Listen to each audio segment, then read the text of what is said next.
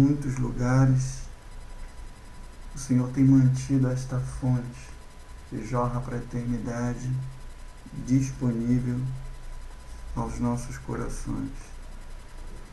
Nós vamos dar continuidade no livro de Salmos, Salmo de número 46.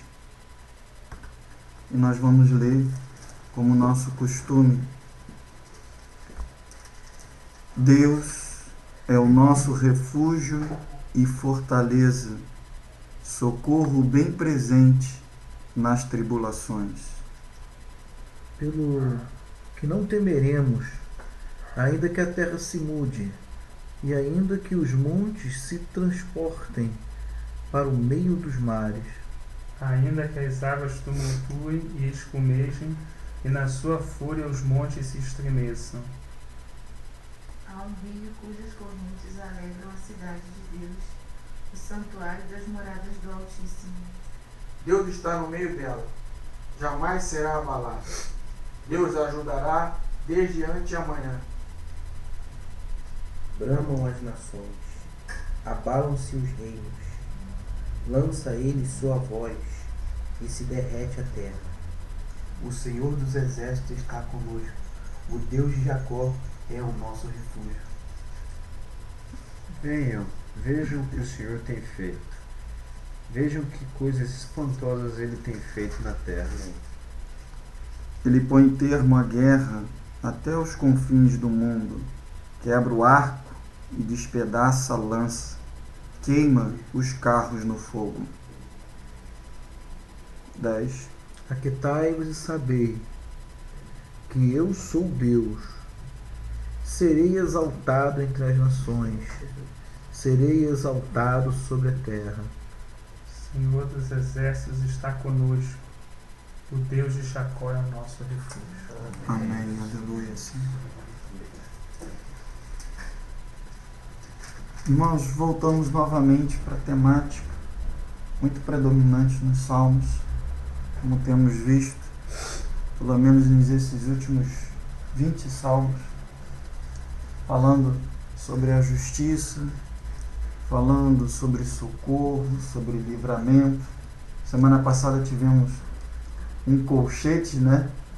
Falamos até que era um colchete, parecia que era um salmo meio desconexo, perdido, né? Lançado ali entre esses salmos, mas com certeza cheio de riquezas.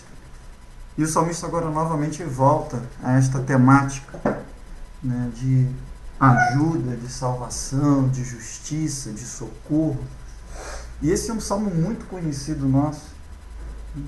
Quem já não, na sua angústia, já não falou: Deus, Ele é o nosso refúgio e fortaleza, socorro bem presente na angústia ou na tribulação.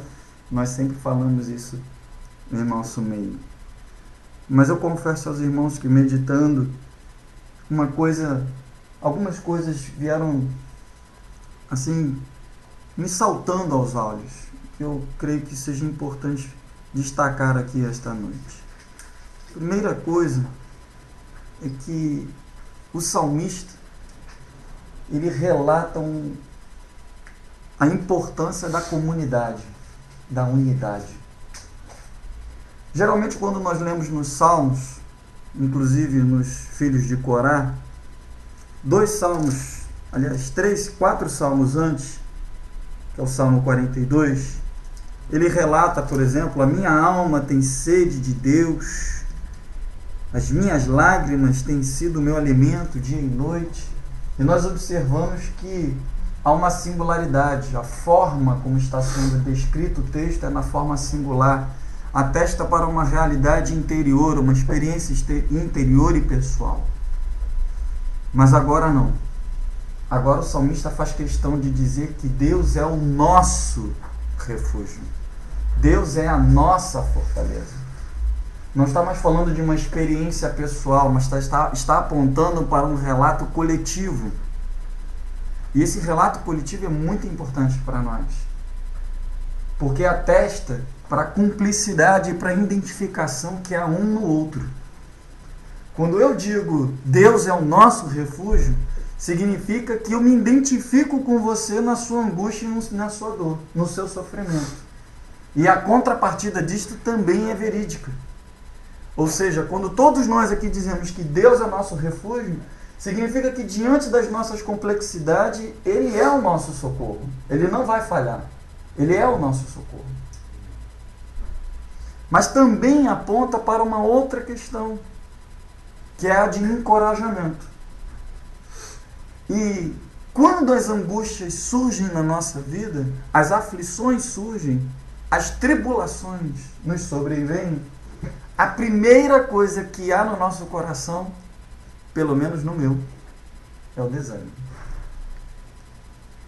Quando você começa a remar, você está remando, e a correnteza está forte, e parece assim, não vai dar, eu estou remando, já dei os meus 110% de força, e parece que o barco não está saindo do lugar.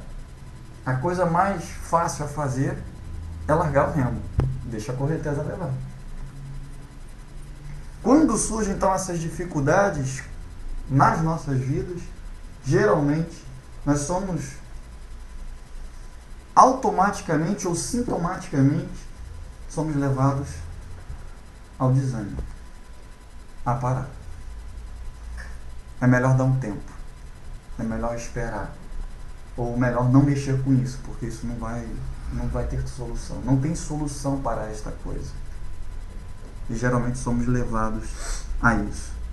Então, quando ele diz Deus é o nosso refúgio, eu penso que essa palavra nosso, ela é muito importante porque ela ratifica esse encorajamento. Quando eu falo nosso, então significa que nós estamos juntos no barco. E se você está mais fraco, ou eu estou mais fraco, e você diz isso para mim, isso nos ajuda a prosseguir. Nos encoraja, dá esse sentimento, dá pelo menos esse tom de adição, de plus, de dizer, olha só, levanta e eu te ajudo. Vamos continuar, vamos prosseguir. Por isso o Senhor mesmo disse que é bom que andem sempre dois, porque se um escorregar, um tropeçar, o outro ajuda. Tão importante isto, que Provérbios, capítulo 17, 17, também muito conhecido.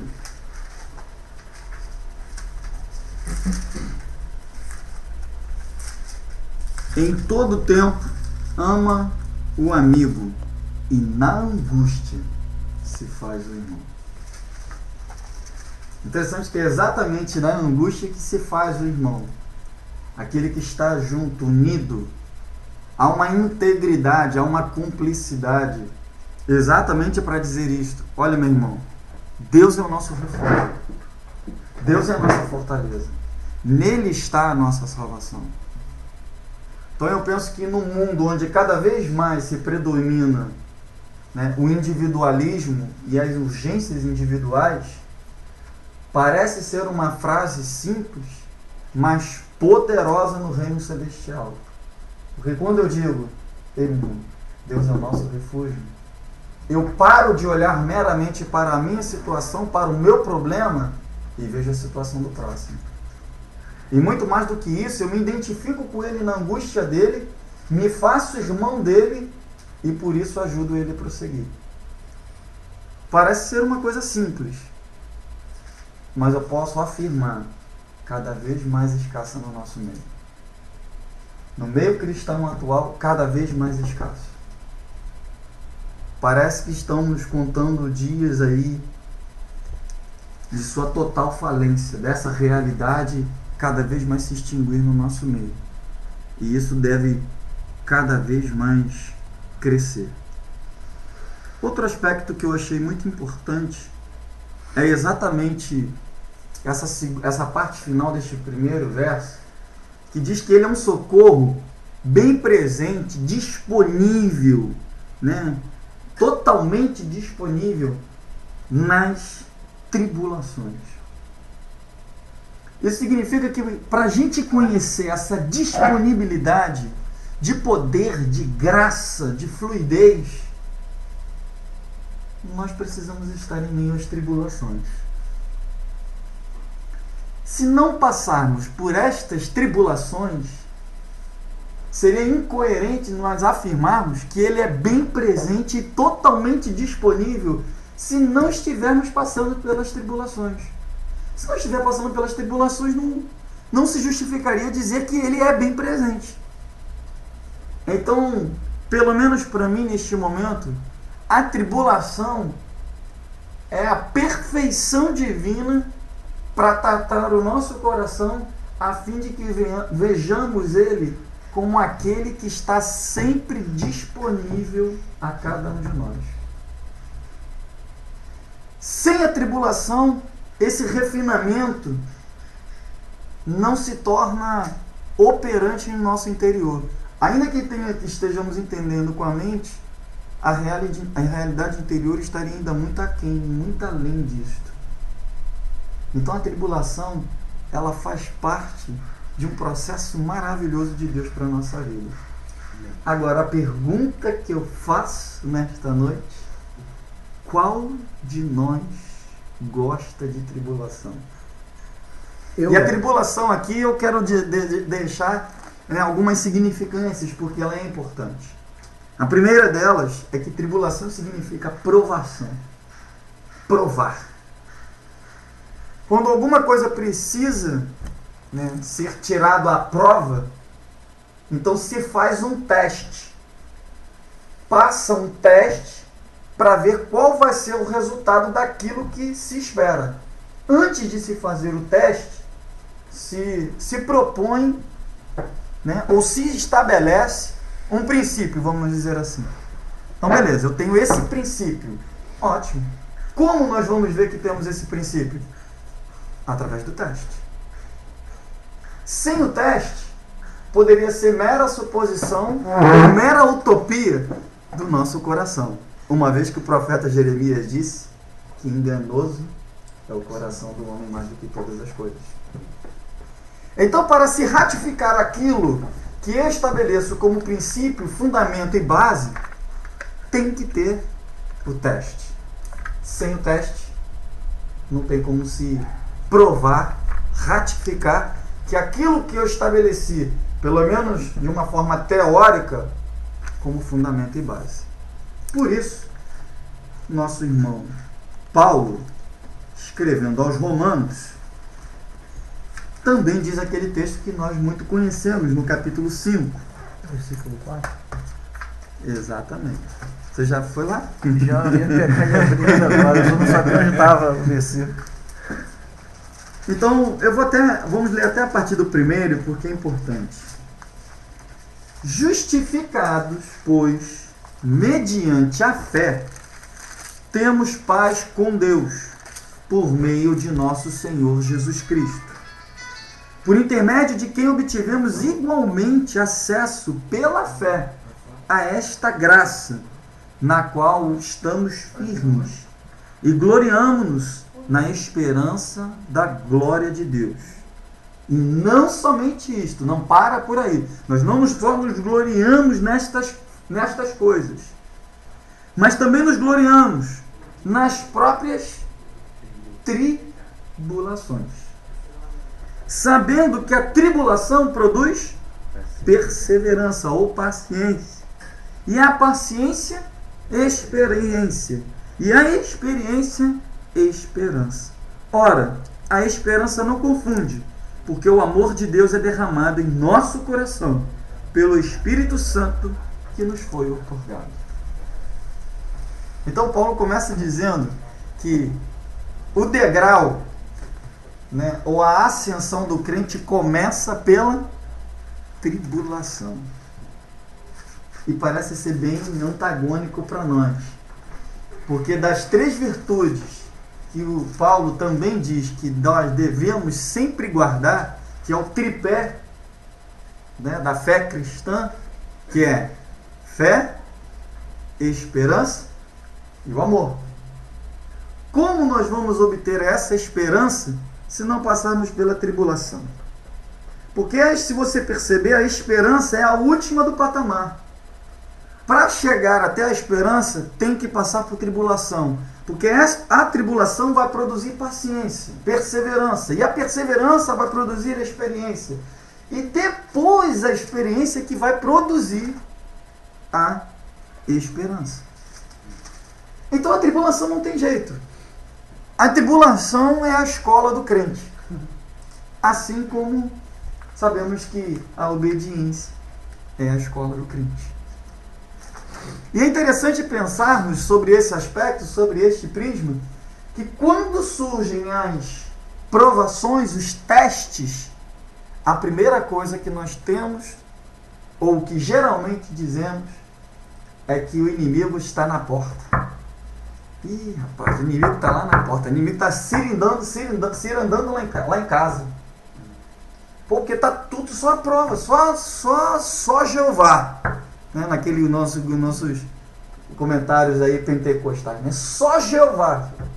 Porque é luta no trabalho, é luta em casa, é luta na família, é luta no trabalho. Só tem luta. Então, o inimigo está furioso. É a primeira coisa que a gente fala. O inimigo está furioso. Aí começa, né, o ciclo de oração. Gente, vamos fazer oração lá em casa, lá. Porque vamos fazer a campanha. Porque o negócio está esquisito. E a gente tem, pelo menos o cristianismo geral, eu não falo aqui a gente de uma forma pejorativa, mas a cristandade, o cristianismo tem essa tendência a dizer que quando a coisa estamos sendo provados, é o inimigo. E aí, não tem como nós não lembrarmos do texto de Deuteronômio. Deuteronômio, capítulo de número 8.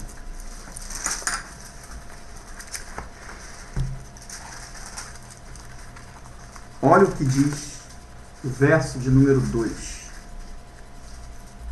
Recordar-te-ás de todo o caminho pelo qual o Senhor teu Deus te guiou no deserto estes 40 anos, para te humilhar, para te provar, para saber o que estava no teu coração, se guardarias ou não os seus mandamentos. Ele te humilhou. Quem humilhou? Senhor.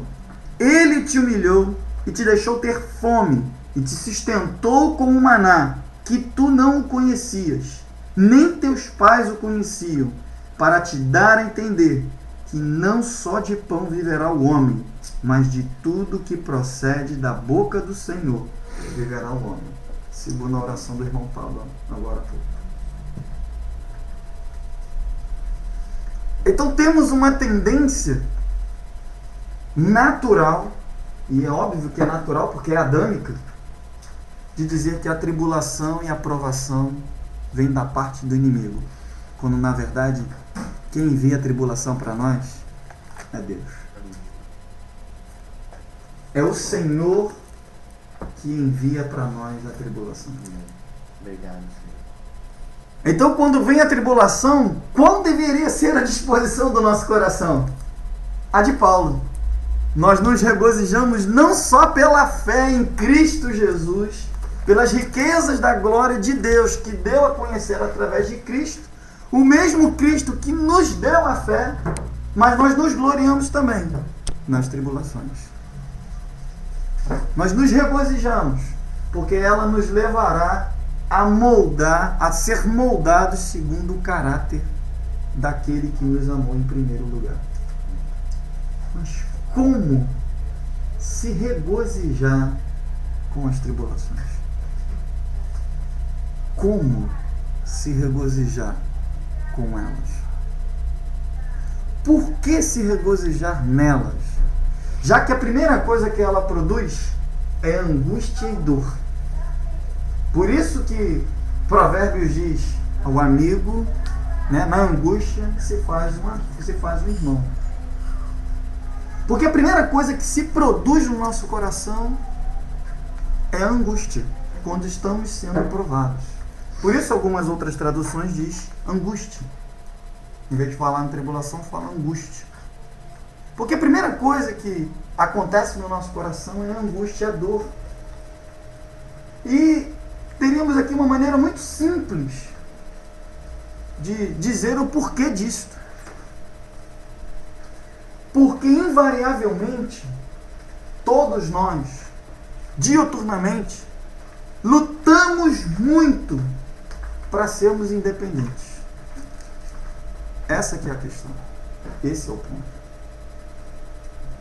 O ponto fundamental é este.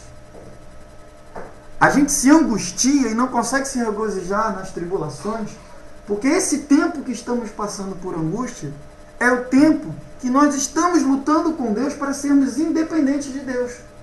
Ainda que o nosso coração ou a nossa voz esteja dizendo: Senhor, eu quero ser dependente de Ti. Só que ser dependente de Deus requer passar pela escola de Deus e não a escola do mundo. E o que mais vemos, que ouvimos e presenciamos, é que para ser cristão basta apenas passar pela escola do mundo e não pela escola de Deus. E a escola de Deus começa por aqui. Passar pela provação. É interessante que o texto de Deuteronômio que nós lemos, que diz todas aquelas coisas para te provar, para te humilhar, para saber o que estava no teu coração. Não era para Deus saber o que estava no coração, porque o Senhor é aquele que sonda a mente e o coração. Mas para que o próprio Israel soubesse o que estava no seu coração. As provas que sobrevêm sobre a nossa vida não são para Deus sondar o nosso coração. Porque diz também o salmista que as nossas palavras nem saíram dos nossos lábios. E Ele já conhece. Porque Ele conhece com exatidão aquilo que está dentro do nosso coração. Mas para provar para mim, para você e para cada um de nós, quem na verdade nós somos. Porque de alguma forma, a gente sempre quer botar uma viseira para não ver quem nós somos. Eu tenho vivido uma experiência dolorosa com o Senhor. Dolorosa. E eu confesso aos irmãos que a primeira vez que eu li Davi dizendo que as suas transgressões e sua perversidade passava a sua estatura. Vocês devem lembrar desse texto. Senhor, as minhas iniquidades estão acima da minha fronte. E quando a gente relata, vê, né, toda a vida de Davi, assim, poxa, parece até que é uma hipérbole, né? Parece que Davi está dando uma forçada de barra. Porque é um homem segundo o coração de Deus. Como é que pode um homem segundo o coração de Deus ter tanta iniquidade, tanta perversidade a ponto de estar acima de sua estatura? Porque quanto mais a gente se aproxima da luz, mais a gente percebe que Ele é santo e nós somos pecadores. Há um abismo muito grande, gente. Há um abismo enorme. Só que como fomos alcançados por esta graça que lemos em Paulo e nos aproximamos desta santidade, a gente de certa forma desapercebe desse abismo que há entre o pecador e o santo, e eternamente santo. Se isso a gente não perdesse essa essência, esse princípio, nós certamente iríamos dizer como Davi disse: Senhor, eu sou muito perverso e eu sou coberto de iniquidade. Ai de mim se não fosse a tua graça. Ai de mim se não fosse a tua misericórdia. Por isso também Davi disse: Ah, Senhor, como é boa a tua correção, como é boa a tua disciplina, como é bom teu castigo, como é bom, foi-me bom passar pela angústia. Davi também disse isso.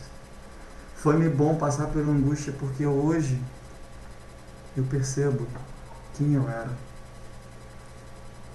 E percebo quem o Senhor deseja levar a uma realidade.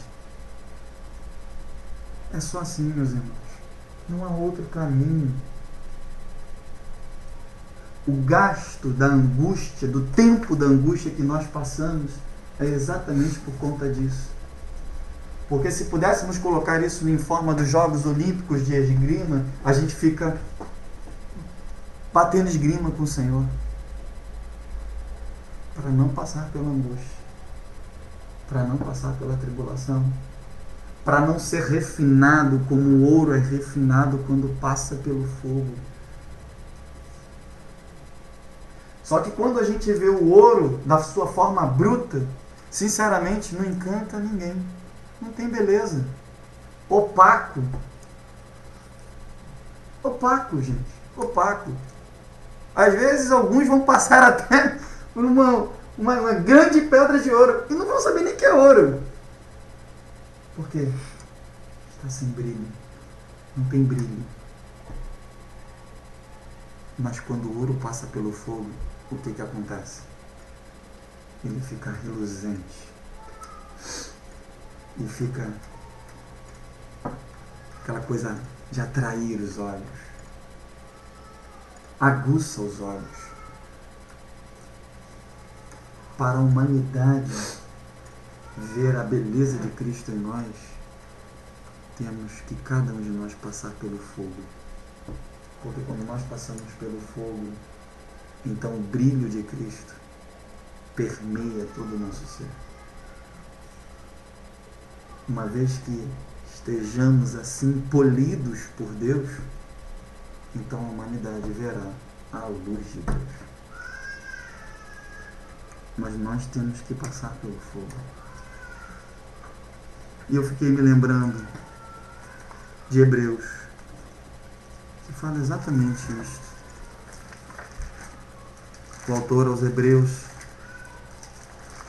no capítulo 12,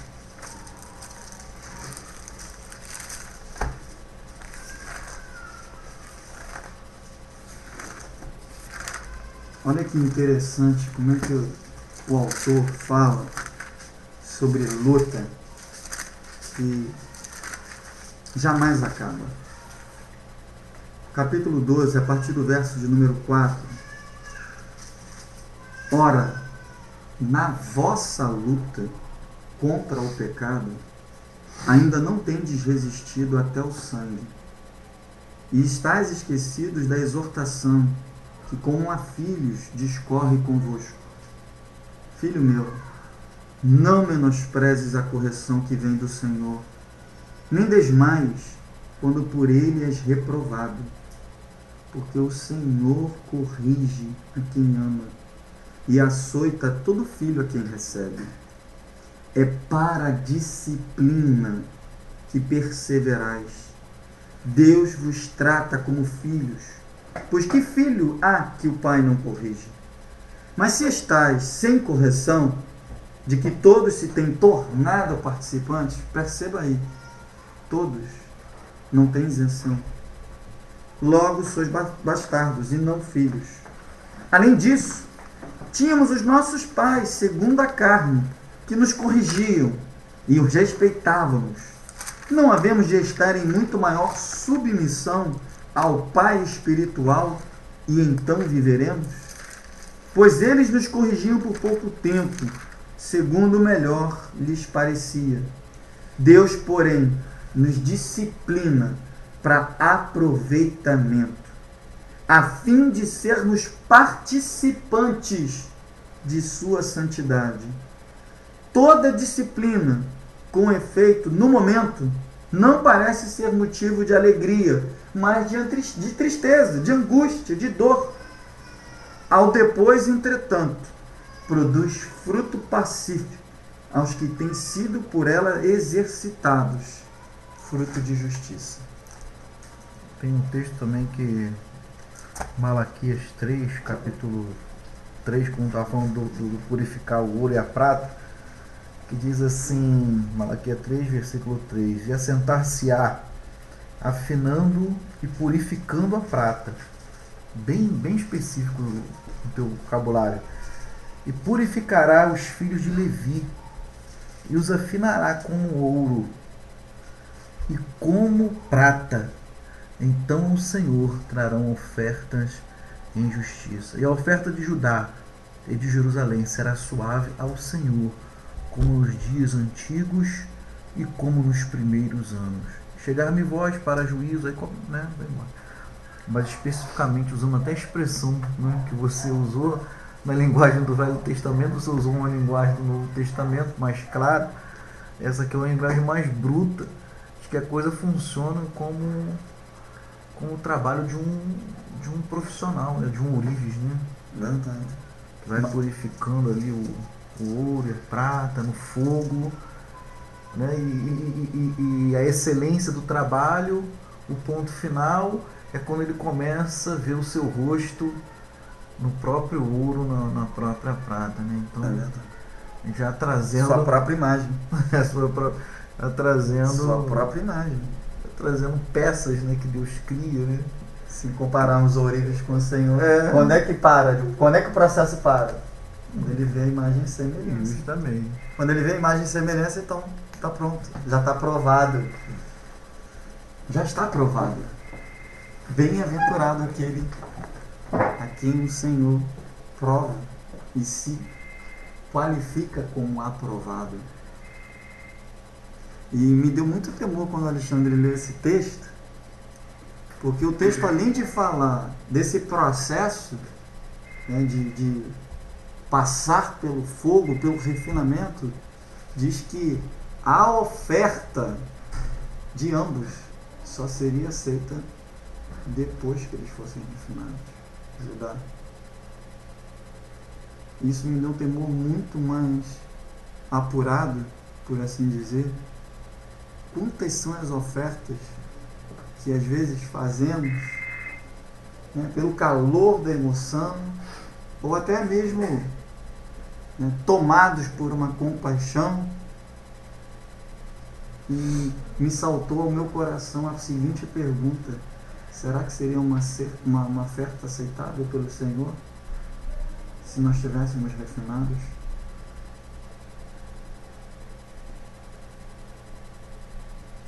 Entende que não é apenas dar? Dá? Dá, meu irmão. Qualquer um dá. Até ímpio dá. E até para... Não é o nosso objetivo polemizar, obviamente. Mas tem muito cético e ímpio que dá e tem crente que não dá. Rafael tem umas contas bonitas aí para falar sobre isso, mas não vou nem deixar ele falar agora sobre isso. Tem muita gente que não conhece o Senhor, que não serve a Deus, nem nunca ouviu falar de Deus, mas é o primeiro a dar. É o primeiro a não dar dor de cabeça. É o primeiro a ser certo. E muito crente que não dá. Muito crente que não dá. Mas, como a proposta aqui não é a questão de dar ou não dar, mas é aquilo que está no nosso coração, então o degrau é mais profundo ainda. Porque poderiam dar como aqueles ricos.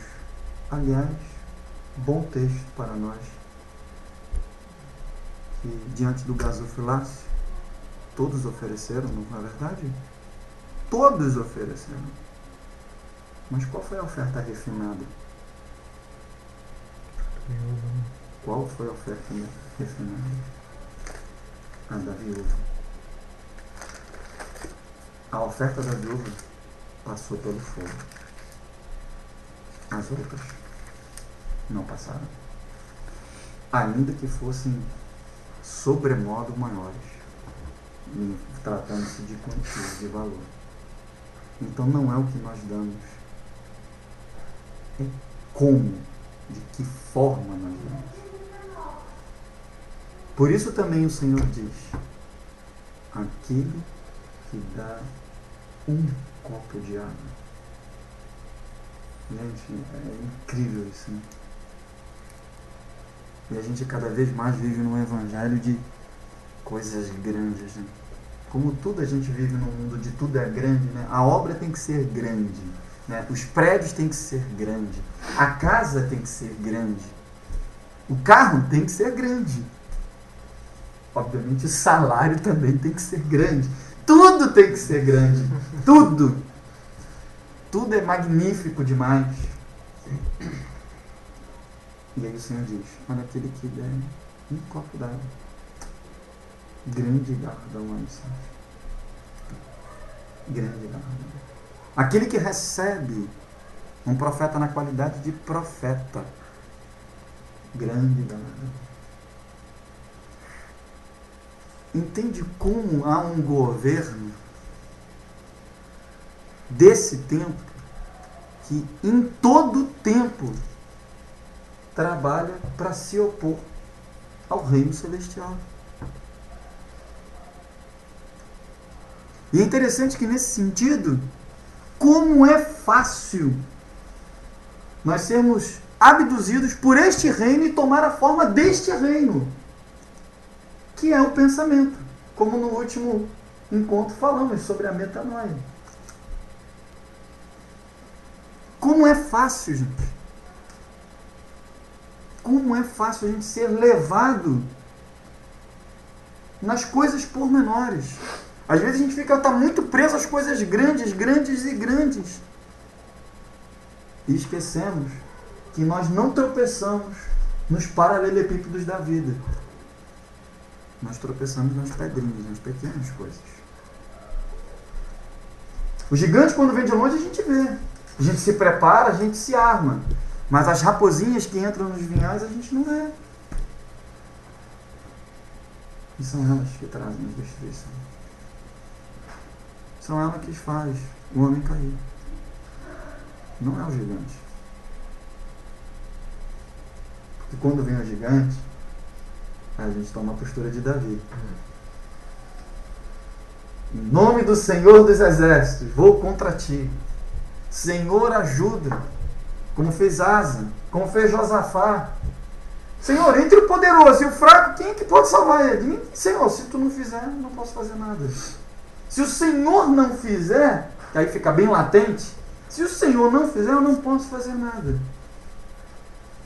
Aí o Senhor vem, pum, vitória. Mas a raposinha que anda andando dia e noite, noite e dia, a gente não clama pelo Senhor. Claro. O irmão Paulo detectou isso aqui com os irmãos em Colossenses. Colossenses 2 diz assim, ó. Que são irmãos que, dentro disso que você está falando, que muitas das vezes por causa dessa falta de compreender essa questão toda, aí muitas das vezes rejeitam essa tribulação, né? Está lá em Salmos 46, fecham a porta para essa tribulação, até mesmo às vezes recebe, mas como você falou, diz que é do inimigo, dá crédito ao inimigo das nossas almas, enquanto não reconhece o Senhor nisso, que é um aperfeiçoamento de caráter, né? Eu estava olhando, que esse texto seria lá em Coríntios. Você vê que isso tudo gera o quê? Paciência. E hoje o que mais a humanidade tem falta é de paciência. A indústria farmacêutica, ela vende calmante exorbitantemente. O que mais vende hoje a indústria farmacêutica é calmante. Por causa da falta da paciência. Por causa de recusar todo esse trabalho de Deus. Então, a humanidade... infelizmente, muitos da cristandade também estão tomando esse caminho porque estão perdendo o princípio de Cristo. O princípio que o Senhor nos deixou. E Paulo reconhece com os irmãos aqui em Colossenses. Vamos ver aqui, Colossenses, capítulo 2, versículo 1. Diz assim: porque quero que saibais que luta tão dura tenho por vós, pelos que estão em Laodiceia. Laodiceia era uma igreja, a gente sabe, os irmãos conhecem a palavra, sabem como é que estava o estado de Laodiceia. E por todos os que nunca me viram pessoalmente. Olha, de repente talvez a gente está incluso. Eu me considero incluso aqui, irmãos. Porque eu não vi Paulo pessoalmente. Né? Então se ele fala isso aqui, porque se você visse Paulo pessoalmente, de repente você encontraria uma graça do Senhor, sabe, irmãos? E talvez o teu coração e o meu, de repente, mudasse. E a gente teria um pouco mais de temor às coisas do Senhor. E ele continua dizendo, para que sejam consolados seus corações, unidos em amor, até alcançar Até alcançar as promessas dessa terra, irmão, que está dizendo o texto? Não. Todas as riquezas da plena certeza, da compreensão. Ih, irmão, complicou o negócio.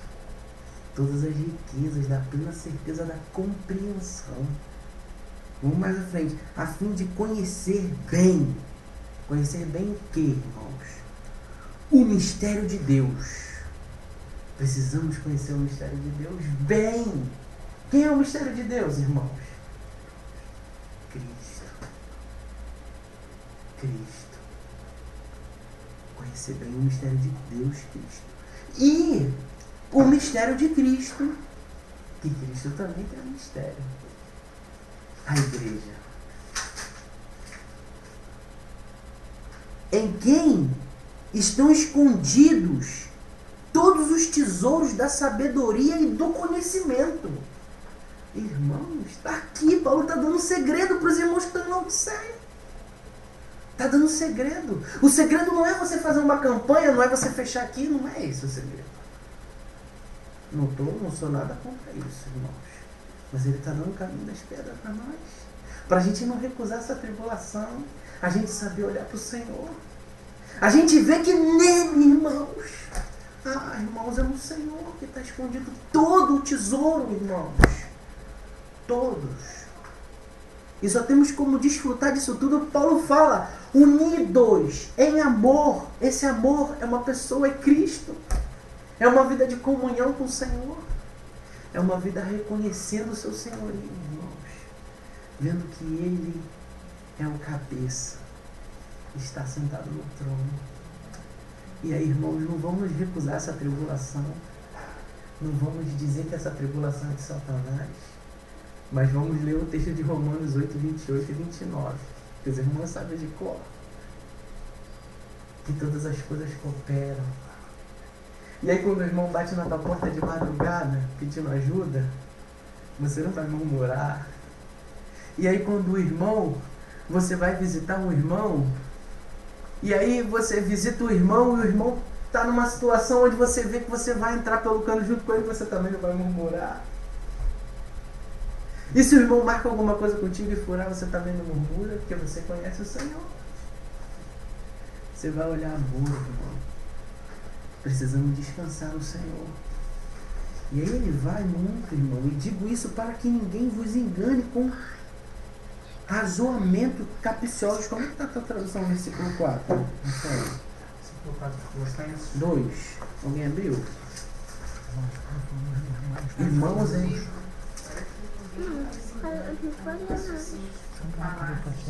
também está assim, que ninguém vos engane com raciocínio. A do Marcelo é boa. Aí ele parametrizou, sabe? A questão do sentimento do Espírito, do desejo do Espírito Santo e do desejo do homem, irmãos. Quanta filosofia tem no povo de Deus. Quanta filosofia, quanta ideologia de vida, irmãos, humana. Aonde o sentimento do Espírito foi para longe. E o desejo do Espírito está muito distante. Está focado muito mais no homem do que no próprio Senhor. Irmãos, se pararmos para estudar aqui as riquezas e as grandezas da obra da cruz de Cristo, é assunto para ficarmos aqui entenebrecidos e irradiantes por causa do amor do Senhor. Quantas coisas temos para falar de Deus. Quantas coisas temos para falar de Cristo. Mas isso não é assunto que chama, que dá multidões. Isso não dá multidão. E da multidão é você fazer uma campanha e resolver, você dar Novalgina para os irmãos. Vamos distribuir Novalgina, a campanha da Novalgina. Passador de cabeça. Irmão, quando você for ver, a cura está muito longe. A gente caiu num abismo complicado. Estamos tocando a verdadeira cura de nossas almas, a verdadeira libertação de nós mesmos, para optar por situações que só ficam numa esfera humana, irmãos. Eu falo isso não é dos irmãos, é de mim também. Eu me incluo nisso, sabe, irmãos? Porque tem muitas coisas do Senhor para desfrutar. Quantas riquezas, irmãos. Sabe? Senhor possa constranger os nossos corações a não abrir mão das tribulações. Mas isso não só no estudo bíblico, sabe, irmãos, mas na prática do dia a dia. Podemos desfrutar do Senhor na prática do dia a dia. E aí quando vemos a tribulação, vamos nos regozijar. Sim, porque o Senhor é soberano. E aí se vemos um problema, também vamos nos regozijar. E interessante que o irmão falou, sabe? Eu achei interessante que o irmão falou que o problema se torna grande porque o Senhor está pequeno. Mas quando você tem o Senhor muito, o Senhor não muda de tamanho, nós recebemos a porção completa. O problema é o que nós temos de realidade do Senhor, né? Então, mas que o Senhor, irmãos, possa nos constranger, sabe? Porque só Ele vai fazendo devagarzinho essa obra. Mas o interessante disso tudo, irmãos, é a gente saber identificar que existem esses dois princípios, sabe? O princípio do homem e o princípio do Senhor. O princípio do homem. E aí quando a gente for ouvir algo, alguma palavra, a gente tem que levar no nosso homem interior e discernir. Termos anticorpos para podermos discernir quando é uma palavra do homem e quando é o Senhor. Por causa do princípio ativo, sabe? Hoje em dia está muito comum, né, falar do princípio ativo, né? Qual é o princípio ativo desse remédio? É esse. Então tá bom. Então esse eu vou tomar porque vai resolver o meu problema. E qual é o princípio ativo do que o irmão está falando? É o Senhor Jesus. Ah, irmão, se não for ele ficar só na parte do ego, de resolver isso e tal, irmão, precisamos ter discernimento no Espírito, maturidade do Senhor, irmãos, para podermos discernir, sabe? E não sairmos comendo qualquer coisa por aí. Nos alimentarmos de tudo o que ouvimos. Precisamos pedir ajuda ao Espírito Santo. Que os irmãos até me julguem se eu falar, eu mesmo falar algo que possa persuadir os irmãos. Eu peço que os irmãos me corrijam. Porque eu não quero falar nada de mim. Eu quero falar algo que seja do Senhor. Não para persuadir alguém, mas para poder que os irmãos possam desfrutar do amor de Cristo. E aí que sim, os irmãos conheçam esse amor e desfrutem desse amor livremente no Senhor. Sabe? Sem depender humanamente falando, sabe? Dependemos sim dos irmãos, espiritualmente falando. Mas humanamente, irmãos, ficar aquela dependência humana, não. Dependência sim, espiritual. Dependo sim, por causa do corpo. O corpo é unido. Mas dependência humana, não. Dependência humana eu tenho que ter da minha esposa. E a minha esposa de mim. Mas ninguém tem que depender humanamente de mim, a não ser meus filhos agora, né? Fora isso, algum irmão depender de mim? Não, irmão. Humanamente falando, espiritualmente sim. Dependo do Rafael depende de mim. Sim. Sabe? Para que a gente possa saber discernir essas duas linhas, irmãos, que estão caminhando no mundo. Sabe? É uma linha que é totalmente contrária. Totalmente antagônicas, irmão. Onde a centralidade aqui é o homem. E aqui a centralidade é Cristo. Sabe? E só o Espírito Santo pode nos mostrar. Amém? Perdoa que eu tomei muito tempo, Roger. Isso, mas é por causa da questão da tribulação aqui, para a gente poder... Amém. Glória a Deus. Uma vez que o salmista, então, ele percebe, então, essas questões da tribulação, da angústia, do sofrimento, da dor, do refinamento. É interessante como apenas com um verso, o verso seguinte já conclui o que para nós seria uma surpresa, porque geralmente para se concluir alguma coisa você faz toda uma menção de uma proposta e depois você conclui. Mas aqui não, apenas com esta frase, né, Deus é o nosso refúgio e fortaleza, socorro bem presente nas tribulações, ele já vai concluir. Portanto, não temeremos, ainda que a terra se transtorne, os montes se abalem no seio dos mares, ainda que as águas tumultuem, espumejem, enfim, e outras coisas. Quando eu olho isso aqui, quando vocês olham isso aqui, o que lembra esta formulação ainda que? Abacuque. E você percebe que a posição do salmista é idêntica a Abacuque. Porque até Abacuque ser levado à oração, ele é apenas um reflexo do homem natural. Porque o começo do livro de Abacuque começa ele gritando: até quando, Senhor? Gritarei e o Senhor não me ouvirá. Até quando gritarei violência, violência? E parece que o Senhor ficará de braços cruzados. E aí começa aquelas indagações. E aí não tem como eu não me identificar. Porque é exatamente isso que eu faço. Caminhar no escuro sempre faz parte do aprendizado cristão. E quando começamos a caminhar, a trilhar essa trilha um pouco mais escura, a gente começa a gritar. Por quê, Senhor? E a resposta? E a promessa? E isso? E aquilo? E a solução? Aí começamos a gritar. Até que Abacuque passa por todo aquele processo que ele passou para começar a ser refinado. Como é que é importante o refinamento? Até que ele vai sendo moído, refinado, para chegar àquela célebre frase, né, no final da sua oração, que é objeto de tantas campanhas cristãs. Ainda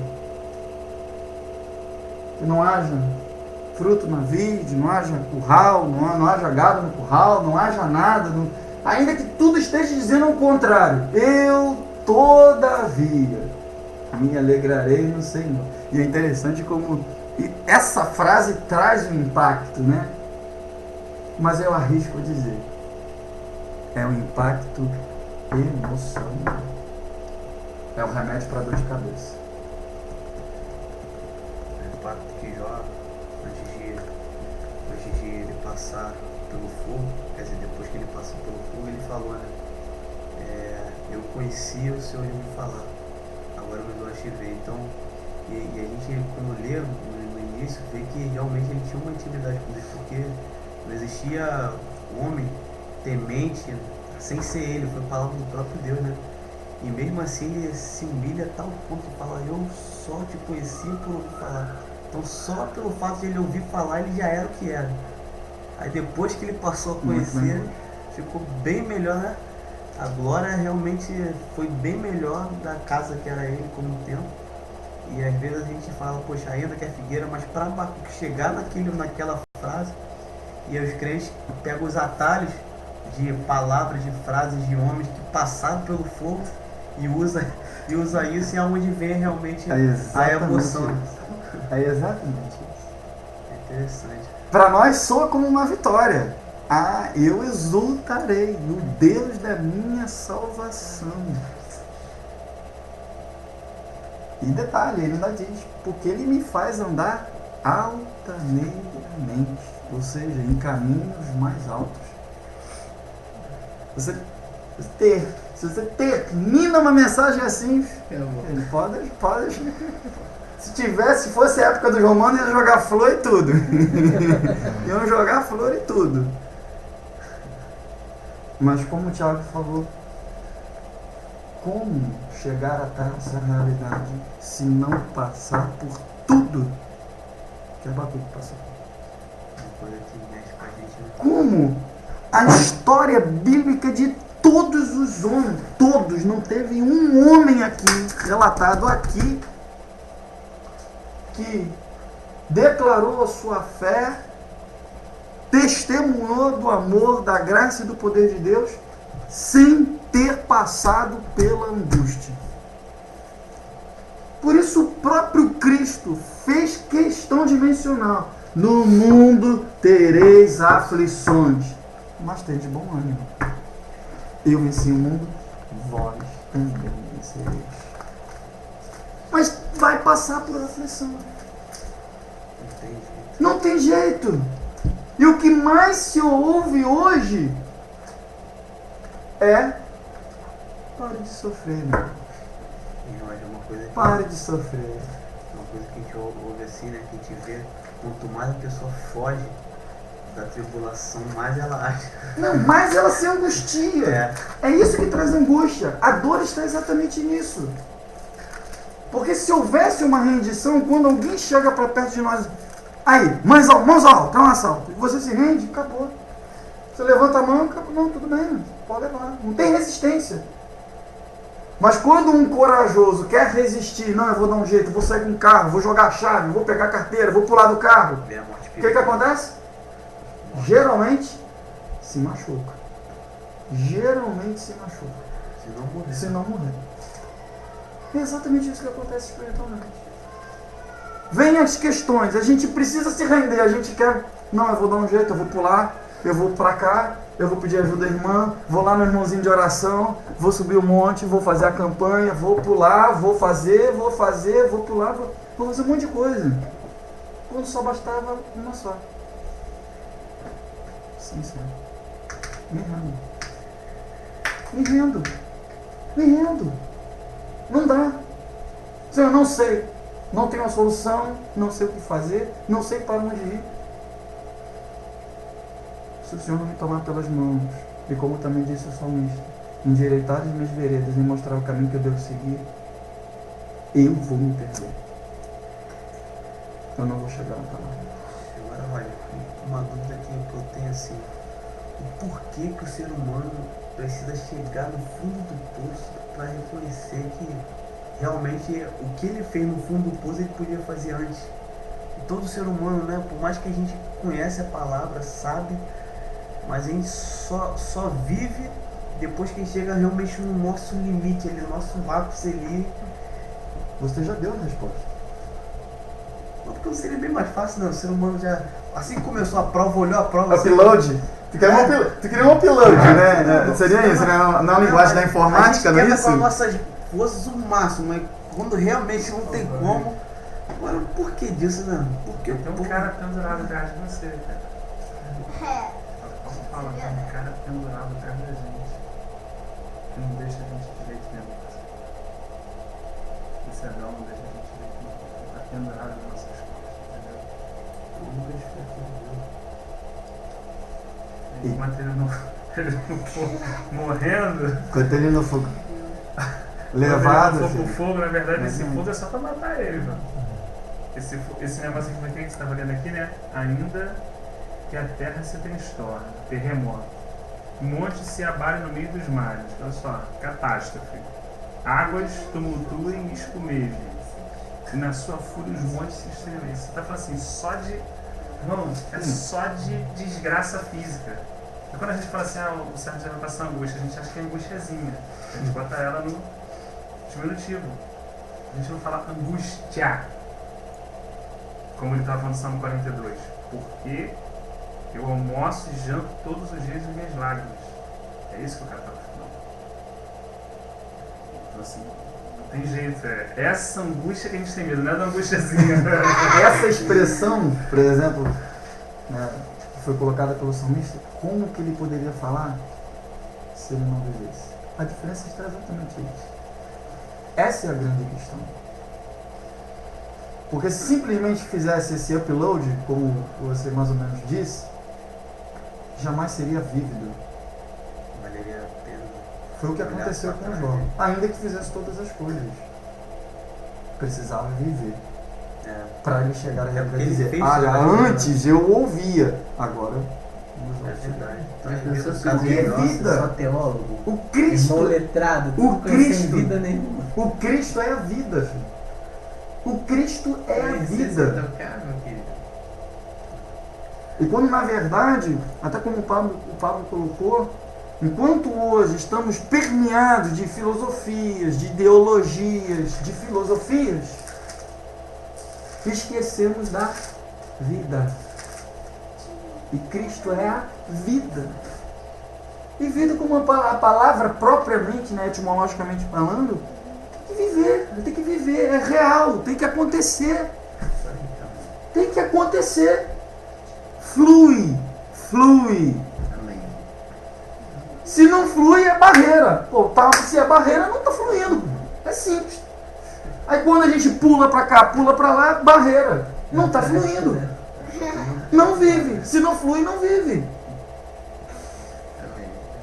Agora é interessante entender também que o salmista aqui, ele está enxergando Deus como alguém bem presente realmente, né?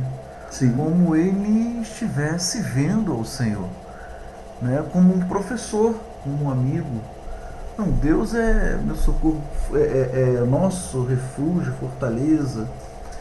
E você entende que essa realidade, ela nasceu, né, como querendo frisar que o Roger colocou, da paciência, da tribulação, que levou à experiência, né, que no final de tudo é a experiência que conta. Então, é alguém experiente que passou o processo, viveu aquela realidade, tem algo para contar. Que viveu. Que viveu. Quando você vai procurar um trabalho, Alexandre, né, você vai lá pegar uma vaga. Primeira coisa que o cara te pergunta: Que você quer? Qual é a tua experiência? Você só vai servir para isso. Qual é a tua experiência? Aí tu pode falar assim: não, olha só, me formei em Harvard, conheço isso, aquilo e tal, publiquei 30 livros e tal, não sei o que, beleza, tudo bem. Aí eu falo assim: e aí, menino, qual é a tua experiência? Sabe fazer o quê? Qual é a tua experiência? O que você viveu? E na prática. Na prática. O que você viveu? E aí? Isso que eu falo que eu sou estagiário. Eu ia ler esse texto porque eu acho muito interessante essa característica de Jesus homem, né? Essa é uma característica muito forte do profeta. Era desprezado e o mais rejeitado entre os homens. Foi um homem de dores e que sabe o que é padecer. E como um de quem os homens escondem o rosto, era desprezado e dele não fizemos caso. Todavia, ao Senhor agradou moê-lo, fazendo-o enfermar. Viveu. Viveu. Ele teve que viver. Poderia não viver? Poderia. E olha que ele tinha poder e autoridade para isso. Né? Tá no outro plano. Mesmo assim. Sabe o que é padecer. Mesmo assim. Viveu. Viveu. Sabe para que ele viveu? Para dizer: é possível. Eu venci, também você também vai vencer. É possível. Porque eu não venci como Deus, eu venci como homem. Venci como homem. Quando ele deixa essa declaração para a igreja, eu venci como homem. Sei exatamente o que passa no coração de cada um, sei onde o calo de cada um aperta e sei qual é a limitação de cada um. Mas dentro dessa limitação de cada um e da complexidade de cada um, eu me identifiquei com cada um. É o Salmo mais uma vez. Por isso que ele diz: socorro bem presente no Senhor. Nosso Salvador, nosso Senhor, nosso ajudador. Que herança que a gente recebeu. Que herança. Nosso. Aquele que se identificou com cada um. E para trazer uma ilustração, Alexandre, do que você estava falando, como não nos lembrarmos dos amigos de Daniel diante da fornalha? Por que o salmista deixa com tanta clareza? Ele é bem presente nas tribulações. Percebe que a tribulação, ou seja, a prova, foi dentro da fornalha. O Senhor poderia ter vindo antes e acabado com tudo? Poderia. Poderia ter feito isso? Poderia. Poderia ter livrado eles? Poderia. Mas o salmista diz que o socorro é bem presente aonde? É antes ou depois da tribulação? Não, é na tribulação. Em mais a. Em a, na. Lá dentro da tribulação é que vem o socorro bem presente. Por isso que se nós não experimentamos a tribulação, então a gente não experimenta esse poder e essa intimidade com Deus. Agora eu entendi o que vocês falaram, que agora vocês me deram um lado da moeda e agora deu o outro lado da moeda. Tipo, tinha um povo de Israel, né? Que passou pela tribulação, mas por causa da murmuração.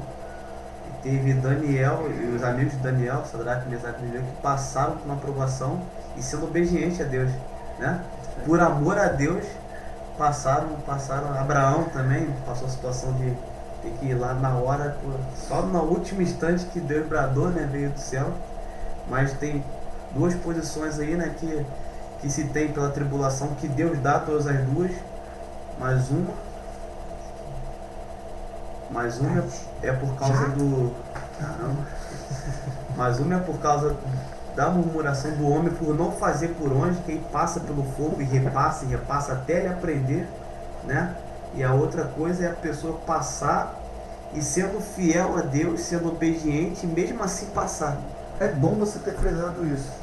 Pode falar. Vou só separar assim para, né, de repente, tentar ajudar. Na verdade, você citou 3 casos. Existe o caso da tribulação que veio da murmuração. Existe a tribulação que vem pela fidelidade, mas você é lançado. Eles foram lançados. Eles foram lançados. Concorda? E existe a de Abraão, que caminhou para dentro da fornalha por amor. Ele não foi lançado. Ele acordou de madrugada, botou o filho no lombo e foi obedecer a Deus. Sim, é por isso que Deus falou assim: agora eu já sei que realmente estou me amando acima de todas as coisas. Eu não precisei botar ninguém para forçar você a fazer nada, porque você aprendeu o cerne do meu evangelho, que é amar o teu Deus de todo o teu coração, de toda a tua força, com toda a tua inteligência. Eu só pedi, você entrou dentro da fornalha.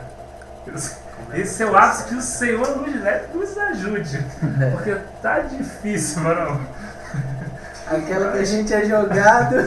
Já tá difícil sobreviver, né? A do jogado. Imagina tu ir. A do jogado. Hoje jogando na caixa. A gente fala muito do apóstolo Paulo, né? Um dos homens mais comentados, escreveu 30%, vamos dizer assim, do Velho Testamento, do Novo Testamento, 70%. Até mais. 70% foi o apóstolo Paulo que escreveu. Mas qual o segredo dele? Foi justamente isso, viver. O cara teve experiência, eu até separei o texto, sem estar abatido, sem ter abundância, em toda maneira, em todas as coisas.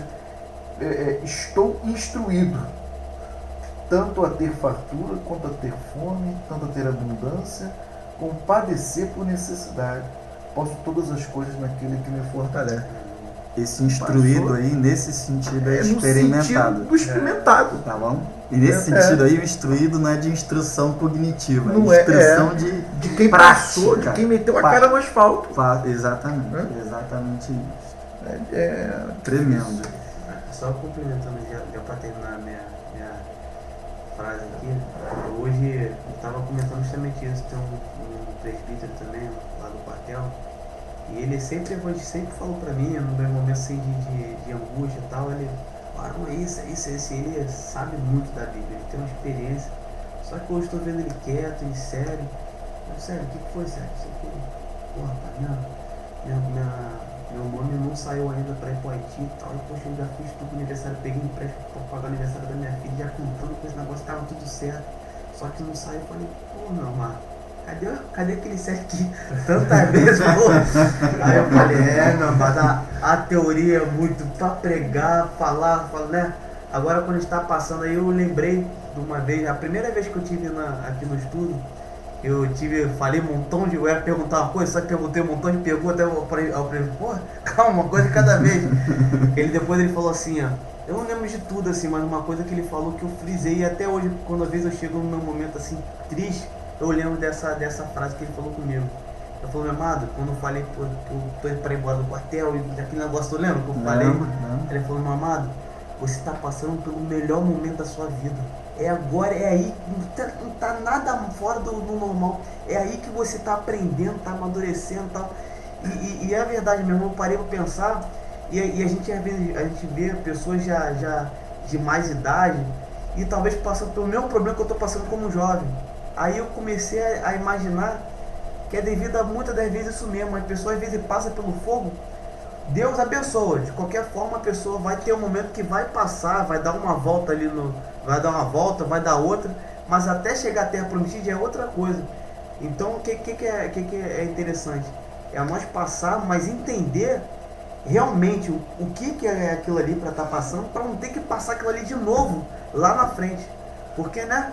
O mundo dá volta. Então, se não aprendeu aqui, se não foi refinado nessa parte da sua vida, o teu ouro, pode ter certeza que lá na frente vai passar por uma mesma situação, é onde muitas vezes a gente pensa, fala, né? Caramba, eu passei por isso, eu não estou passando pela mesma história tudo de novo. Talvez seja porque, né? Quem sabe, é porque não aprendeu lá atrás e está refazendo para Deus, né? Deus permitindo a mesma prova, a mesma situação para a pessoa amadurecer em cima daquilo. Não sei se vocês estão conseguindo entender o que eu quis dizer.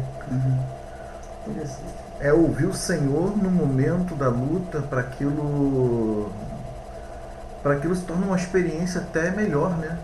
Definitiva, né? Não para que você no futuro você esteja com bagagem para poder ensinar também a outros, instruir outras pessoas, né? Orientar, né? Passar o que você aprendeu. Né? Um detalhe importante que você está falando aí nesse processo, a gente também, além da gente estar passando, o detalhe da comunhão, né? Você está passando com comunhão com o outro, aquilo vai edificar a tua vida, você vai fortalecer o irmão vai te fortalecer, vai ser uma cadeia assim, né? Vai ser um processo. Vai ser todo mundo junto ali naquele momento, né? Tipo os alcoólicos anônimos, né? Eles se reúnem, aí começa um a falar das fraquezas. A gente precisa também trabalhar essa questão, se reunir, conversar, bater papo, e cada um, né, expor a sua realidade, naquilo que está precisando de ajuda, naquilo que está passando, estou precisando de oração nisso, estou precisando de uma palavra nisso, e cada um vai edificando a vida do outro. No final das experiências que eu vivo através da sua vida e você vive através da... nós vamos estar mais consolidados. Não é interessante? Para terminarmos, irmãos, agora já avançou bastante. Só queria ainda destacar aqui 2 pontos que muito me chamaram a atenção. Aqui no verso de número 4 desse salmo, ele diz que há um rio cujas correntes alegram a cidade de Deus. Ele faz uma descrição, né, das moradas do Altíssimo. E eu pensando sobre isso, e pensando, primeiro o salmista fala sobre tribulação, fala que ainda que aconteça todas as coisas, né, ele acredita na salvação do Senhor, e de repente ele fala sobre a morada do Altíssimo. E falando com o Senhor, eu fiquei pensando, o que pode acalentar um ser humano que está em angústia, saber que na morada celestial há uma tranquilidade e há uma paz? Uma coisa é a região celestial, e outra é o olho do furacão que está acontecendo na minha vida. Lá o meu momento, seja ele qual for. E que o Senhor ministrou no meu coração. A minha urgência não é a urgência de Deus. As nossas urgências não são urgências de Deus. Mais uma vez, Daniel orou a primeira vez, e diz a palavra do Senhor que a resposta já tinha sido dada por Deus. Houve uma grande batalha. Levou 21 dias para chegar na resposta. É a urgência de Deus que é importante para nós. Não é a nossa urgência. A nossa urgência vai nos levar exatamente a fugir de todas estas coisas que refinará a nossa vida, a fim de que participemos, como Hebreus disse, participemos de sua santidade, porque este é o propósito, nos levar à mesma essência, caráter, imagem e semelhança. Por último, como não, pelo menos não assim dar uma pequena pincelada sobre esse texto que diz: aquietai-vos e saber que eu sou Deus. Outro texto também muito falado. E esse aquietai-vos não é simplesmente fechar a boca, gente. Não é meramente fecha a boca, não. Então eu tenho que me aquietar e vou ficar calado, não vou falar mais nada. Não, aquietai-o aqui traz um sentido de desistir. Desista. Para de lutar. Não adianta tentar lutar. Porque o braço do Senhor não oscila, não tosqueneja, não fraqueja. O braço dele é forte e firme. Não adianta. Por isso que ele está dizendo, aquietáveis e saber que eu sou Deus. Se eu te coloquei no fogo, não adianta tentar pular, não adianta tentar espernear, não adianta tentar gritar. Pode o vaso, por um acaso, reclamar com o seu oleiro qual forma que ele tem? Não, Senhor, eu quero ser quadradinho, achatado. Quero ser meio côncavo, mais convexo. É o oleiro que sabe com exatidão e perfeição a forma que tem que dar a cada um de nós. Porque a vida de cada um de nós serve para um propósito específico para a obra do reino de Deus. Então que possamos, diante das tribulações, da falta de resposta, da escuridão, do fogo, do refinamento, nos aquietar. Nos aquietar. E saber que Ele é o Senhor, que tem controle, domínio e conhecedor de todas as coisas. Moisés, na sua bênção final, disse uma coisa que eu quero deixar como bênção para a nossa vida. E diz o seguinte a respeito de Benjamim, o filho mais novo. E eu fiquei pensando nessa perspectiva, nós somos os filhos mais novos, não é verdade? Se compararmos com os israelitas, nós somos os mais novos. Né? Os últimos serão os primeiros, nós somos os mais novinhos. E olha o que ele diz para Benjamim. Não é coincidência, né, meus amigos? Obviamente. De Benjamim disse, é Deuteronômio 33:12. De Benjamim disse, o amado do Senhor. Gente, essa palavra é tremenda. O amado do Senhor. Você, irmão, irmã que acompanha e que está ouvindo aqui. O amado do Senhor habitará seguro com ele, com o Senhor. Todo dia o Senhor o protegerá. E ele, ou seja, você descansará nos seus braços. Há um descanso para o povo de Deus. E esse descanso se chama Cristo. Amém. Amém? Que Deus nos abençoe. Um abraço aos irmãos. Em nome de Jesus.